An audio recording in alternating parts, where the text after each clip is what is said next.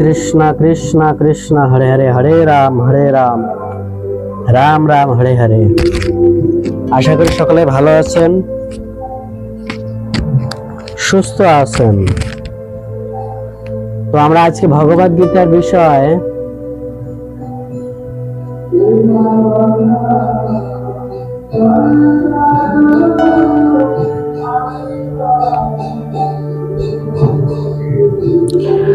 আট এবং 9 নম্বর শ্লোকের বিষয়ে আলোচনা করব।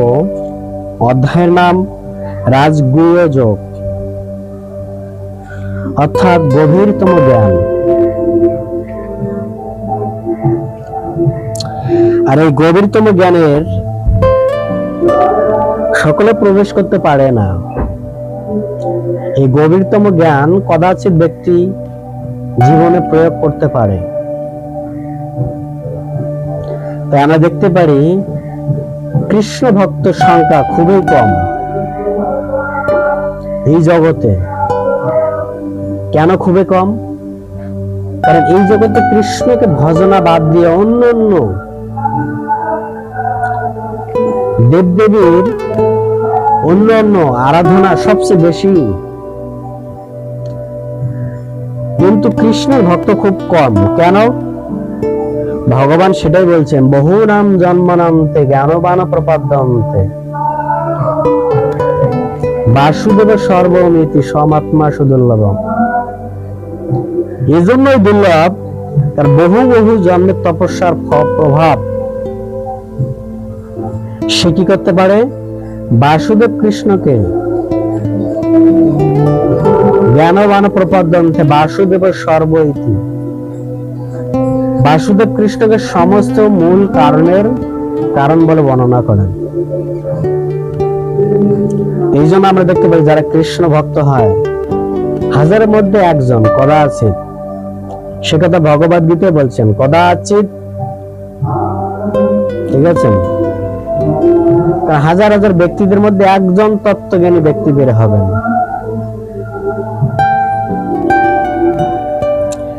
যারা কৃষ্ণ ভক্ত হয় তারা হচ্ছেন সৌভাগ্যবান। কেন? এই জন্য সৌভাগ্যবান যে কৃষ্ণের মাধ্যমে তিনি সবকিছু সিদ্ধি লাভ করতে পারবেন। এই জগতে ভোগবাঞ্ছা পরিপূর্ণ করবেন এবং অন্তিমকালে তিনি ভগবত ধাম ফিরে যাবেন,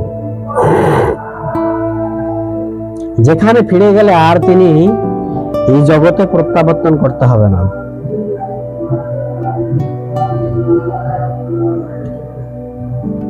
এই জন্য ভগবদ গীতা বলছেন, জন্ম কর্ম চমে দিব্যম যবিত্তি তক্তম ত্যক্তা দেহ পুনর্জন্ম নৈতি মামতি সহর্জনম। যিনি আমার জন্মকর্ম সম্বন্ধে জানেন, কে জানতে পারেন? ভক্ত মাম অভিজানাতি, ভগবদ গীতা বলছেন ভগবান। কে জানতে পারেন ভগবানকে? তার ভক্ত জানতে পারেন। কেন? কালকে শনিবার, অর্থাৎ ভগবান পরমেশ্বর ভগবান শ্রীকৃষ্ণের জন্মাষ্টমী। তো জন্মাষ্টমী কি? জন্মাষ্টমী হচ্ছেন ভগবানের জন্মতিথি। এটাই তো ভগবান বলছেন, জন্ম কর্ম চমে দিব্যম যো ব্যক্তি ত্যক্তাম ত্যক্তা দেহ পুনর্জন্ম নৈতি মামতি সহজে। যিনি আমার জন্মকর্ম সম্বন্ধে জানেন, অবগত আছেন, তিনি দেহ ত্যাগ করার পর তাকে কি ত্যক্তা দেহ পুনর্জন্ম নৈতি মামেতি, তাকে আর পুনর্জন্ম করতে হয় না। বোঝা গেল? পরমেশ্বর ভগবান শ্রীকৃষ্ণের কালকে জন্মতিথি অর্থাৎ জন্ম উৎসব। এই দিন আমরা কি করি? ভগবানের কৃপা লাভ করার জন্য আমরা উপবাস করি। কেন? যদি আপনি তপস্যা করেন তাহলে ফল পাবেন। তো কালকে যেহেতু ভগবান শ্রীকৃষ্ণের জন্মতিথি, এই জন্য সকলেই এই জন্মতিথি উৎসব পালন করতে হবে। ভগবান এই জন্মগ্রহণ করেছেন কোথায়? কংসের কারাগারে, যেখানে তিনি দেবকী এবং বসুদেবের পুত্র রূপে আবির্ভূত হয়েছেন, কিন্তু পালিত হয়েছেন কোথায়? পালিত হয়েছেন নন্দগাঁও, অর্থাৎ যশোমতীর গৃহে তিনি পালিত হয়েছেন। এই যে অপশন, আমরা এই ভগবানকে অনেকেই এই জগতের মানুষ, সাধারণ মানুষ মনে করে,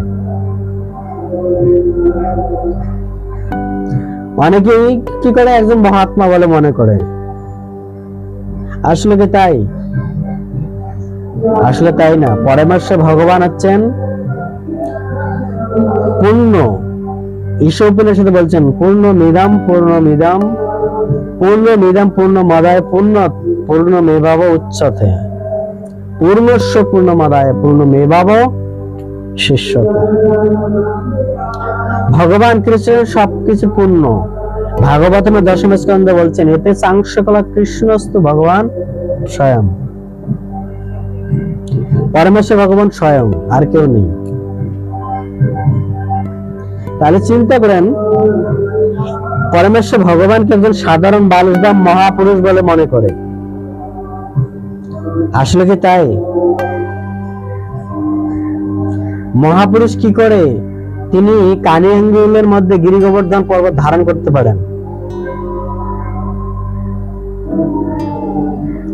তিনি কি করে পুতনা নামক দৈত্যকে বধ করতে পারেন। অঘাসুর, বঘাসুর, কত অসুরকে তিনি বধ করেছেন। মহাত্মা পারবে? অভিশাপ দিতে পারে, বাট তাকে তো মারতে পারে না। ভগবান তিনি সবকিছুর অধীশ্বর। তাকে আমরা মহাপুরুষ বলে তাকে সম্মান করব, এটা মূর্খামি ছাড়া আর কিছু না। কেননা ভগবান তিনি স্বয়ং ভগবদ গীতা বলছেন আমাকে জানতে গেলে ভক্ত আমার অভিজানাতে, তুমি আমার ভক্ত হও। আমার ভক্ত না হলে তুমি আমাকে জানতে পারবে না। তো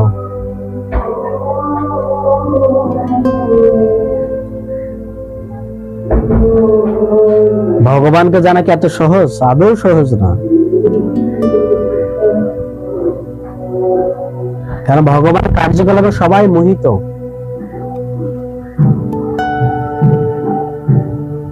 তাই আমাদের মনে রাখতে হবে ভগবানকে জানা এত সহজ না। ভগবান বলছেন জন্ম কর্ম চ বিদ্যম যো বৃত্তি ত্যাক্তাম ত্যাক্তাদেহ পুনর্জন্ম নৈতিম আমাদের সর্জন। যেহেতু পরমেশ্বর ভগবান শ্রীকৃষ্ণ কালকে জন্মতিথি, তিনি দেবকীর গর্ভে এসেছেন না, তিনি আগে দেবকীকে চতুর্ভুজ রূপে দর্শন প্রদান করেছেন, তারপরে তিনি এই জগতে অবতীর্ণ হয়েছেন। আমাদের মতো তার জন্ম না, তার জন্ম হচ্ছে দিব্য। তিনি জড়জ্ঞানের অতীত, তিনি চিন্ময়। তিনি যখন খুশি তখন চাইলে খাম্বা থেকে বেরোতে পারেন, চাইলে কি মাটি থেকে বেরোতে পারেন। তার কোনো কিছু নেই, তার ধরার কোনো কিছু নেই, বাধারও কেউ নেই। ঠিক আছেন? তা ভগবান বলছেন জন্ম কর্ম চ মে দিব্যম। জন্ম, ভগবানের জন্ম হলো কি? বিষ্ণুর চতুর্ভুজ রূপে দর্শন দিয়ে তারপরে তিনি দেবকীর গর্ভে প্রবেশ করেন। ঠিক আছেন? তার চিন্ময় শক্তি প্রবেশ করেন, সেখান থেকে তিনি আবির্ভূত হন। আর এটাও তো তার প্রমাণ, সেখান থেকে আবির্ভূত হওয়ার পরে বসুদেবকে দিয়ে নন্দ মহারাজের গায়ে নিয়ে নন্দ মহারাজের বিয়ে ছুঁয়ে এসেছেন। কত সুন্দর হলো। ঠিক আপনি চিন্তা করেন ভগবানের সে জন্মটা কত। সে কারাগারের মধ্যে কত বড় পাহারাদার, কত বড় শিকল, সেখান থেকে মুক্ত হয়ে কিভাবে কৃষ্ণকে নন্দ মহারাজের গৃহে দিয়ে আসতে পারেন, যেখানে হাজার হাজার সৈন্য আছে দাঁড়িয়ে। কারণ ভগবান তিনি স্বাধীন, এর আগে আমরা শুনেছি না, ভগবান এই জগতে সৃষ্টি করলে কি হবেন, সমস্ত জীব তাতে অবস্থিত, কিন্তু তিনি এই জগতে অবস্থিত না, অর্থাৎ বন্ধনে আবদ্ধ না। তো ভগবানের জন্ম অত্যন্ত দিব্য কার্যকলাপ। তো আমাদের সকলের উচিত পরমেশ্বর ভগবান শ্রীকৃষ্ণের জন্মতিথি উৎসব পালন করা। কালকে সকলে উপবাস থাকবেন। উপবাস থাকলে কি হবে, আপনাদের জীবন সার্থক। জন্মাষ্টমী হরিভক্তি বিলাস গ্রন্থে বর্ণনা করা হয়েছে, কিছু কিছু নক্ষত্র তিথিগুলো আমাদের পালন করা আছে। জন্মাষ্টমী, গৌর পূর্ণিমা, এই যে তিথিগুলি, এটা একটা নক্ষত্রের সাথে যুক্ত আছে। তো দেবকীর ঘরে জন্মগ্রহণ করে যশোদার গৃহে পালিত হয়েছেন। আর সেই পরমেশ্বর ভগবান বৃন্দাবন কত সুন্দর লীলা করেছেন। বৃন্দাবনে দ্বাদশ বন আছে, সেই দ্বাদশ বন গত বছর ছাপারি প্রোগ্রামে গেছিলাম, সেইখানে দর্শন করার সৌভাগ্য হয়েছে। এখনো আছে সেই বনগুলি, এখনো সেখানে পূজিত হচ্ছেন ভগবান। কেন? কারণ ভগবান সে ধাম রেখে গেছেন, এই কলিযুগে মানুষ বিশ্বাস নাও করতে পারে, ভগবান সেটাকে অক্ষত ভাবে রেখে দিয়েছেন, প্রমাণ। ঠিক আছে? তো সেখানে ভগবান কৃষ্ণ এত অসুরকে মারিয়েছেন, এত লীলা বিলাস করেছেন, করার পর তিনি কি করেছেন, তিনি ওই জগৎ থেকে লীলা প্রত্যাবর্তন করে তার ধামে ফিরে গেছেন। আর তার ধামে ফিরে গেছেন, শুধু